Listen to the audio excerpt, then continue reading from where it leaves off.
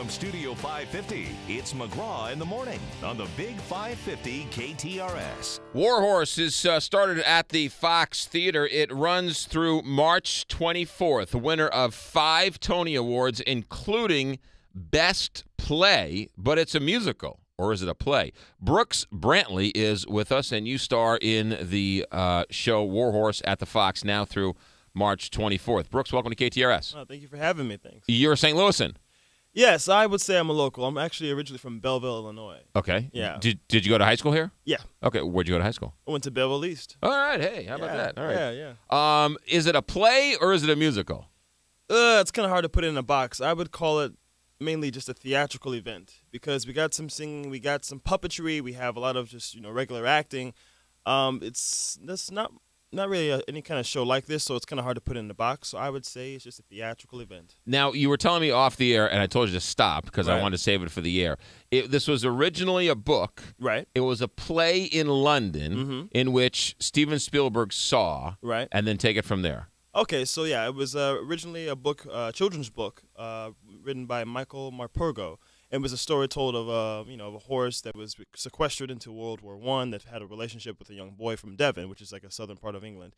And then it was then adapted into a play, which was then put on stage at the National Theatre in London. Steven Spielberg saw it and said, "Okay, yeah, I can make some money off of this," and turned it into a huge hit. And at that same time, the play transitioned from London to New York on Broadway at the Lincoln Center, and was turned into the Broadway show, which won all the Tonys and stuff like that. And now we're doing the national tour. Explain the horse, because the horse is the real star, Yes. and the puppetry of the horse on the Right. stage is amazing. Yeah, so the Handspring Puppet Theater Company, which is a theater company out of South Africa, they're the ones who designed the horses, which are made of cane and aluminum, and it's like really beautiful, intricate. It's sort of like abstract and at the same time literal kind of design of these horses, life size.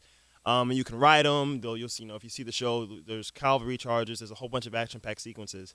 And unlike the movie, it's not real. And the great thing about that is it allows the audience to use their imagination. So within maybe 20 seconds of seeing the show, although you see 3 people operating this horse, you buy into it completely, and all of a sudden those puppeteers just disappear. Yeah, that's the magic of live theater. Absolutely. Yeah. Absolutely. It's amazing to me when you see shows like Avenue Q with the puppets, Right. or some of the other ones where the people, Lion King, where the actors are moving the puppets, you actually watch the puppet and Right. everybody else sort of fades away. Exactly. Well, that's kind of the key to puppetry. It's they say that it's the puppet's desire to live. In order to, have a successful puppetry performance, you have to invest in that sort of way and forget about yourself, because you're not making any faces up there. You're giving all your energy to the puppet so the puppet can live. So it's something you're basically contributing to something more interesting than you and greater than yourself. Warhorse is at the Fox, winner of 5 Tony Awards. Started earlier in the week. It started last night, I guess, was opening night. Yeah. And then it runs through the 24th. Brooks Brantly from Belleville East. What is your role in Warhorse? I play Veterinary Officer Martin. So basically, around this time, it's World War I, and this is when you pretty much see the end of armies using cavalry, because now we're moving into the new mechanized era with machine guns and things like that. So Right. during this time when we're still using horses, or I guess the British Empire was still using horses, you will have veterinary officers just check out the horses and like a regular vet would, but instead of seeing if they were seeing if they were healthy, you would see if they were fit for battle. And so that's what my character does. You'll see a scene where there's a horse that's injured, and my job is not to just make sure it's healthy, but is it fit for battle. Right. Warhorse is a story about a horse and the life of this horse, right? Right. And the different families and people that he touches throughout his Yes. journey. Yes. It starts off. This horse gets auctioned off in this, in this local town, and this father brings him home, and the son of the family falls in love with the horse, and you see this amazing relationship sort of develop, and then World War I breaks out, and they're about to fight the Germans, and the horse gets sequestered and has to go over to serve in the cavalry. And Albert, our main character, or our main human, I should say, he joins the war in order to find his horse. And on the way, you see all these different characters. And you hear all these different kind of dialects too, which is really cool about the show. You hear people speaking the British dialects and all the different types of British dialects.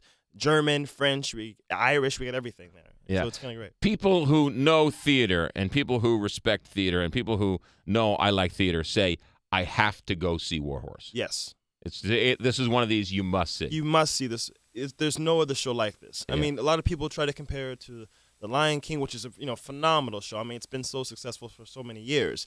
But I would say if you love that kind of storytelling where you're not being told what to believe in, where you're not being told how to feel and being manipulated, right, and you get to use your own imagination, I would say come see Warhorse. Brooks Brantly, our guest. How did you get from Belleville East to the show on the Fox? Oh man, how did I? All right, so I typically wasn't into performance in theater when I was in middle school or high school. My mother, Rini, she went to Carnegie Mellon. She got her acting degree from there, and she was, performing professionally, and she toured and stuff like that. And then I guess she passed on the acting bug to me.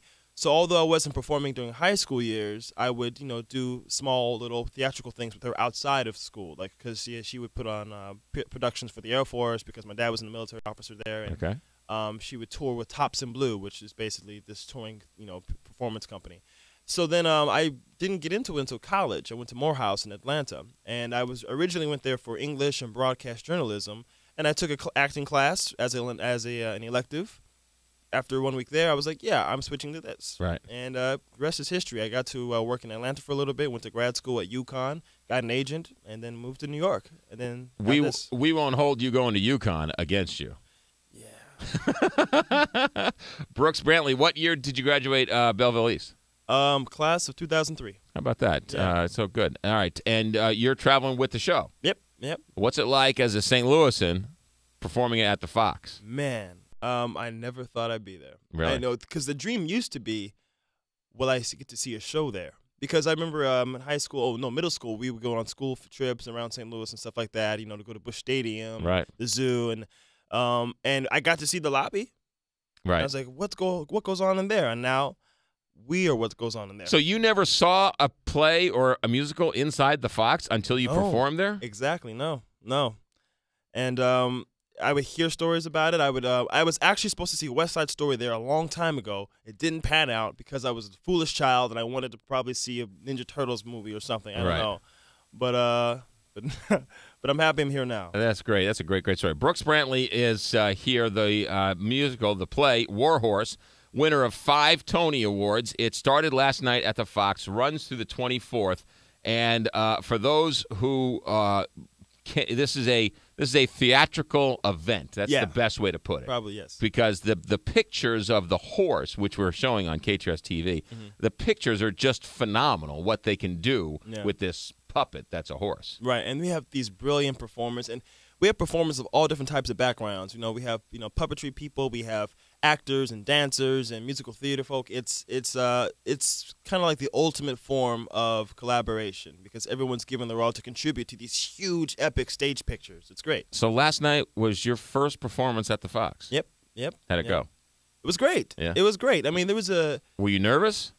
You know what? I was talking about this with my castmates. I was nervous last night because, I had about 35 people come last night to opening night, and it's different when you know everybody in the audience, and it was my parents' first time seeing the show, so it was me saying, hey, this is what I've been doing for the last 9 months, so here it is.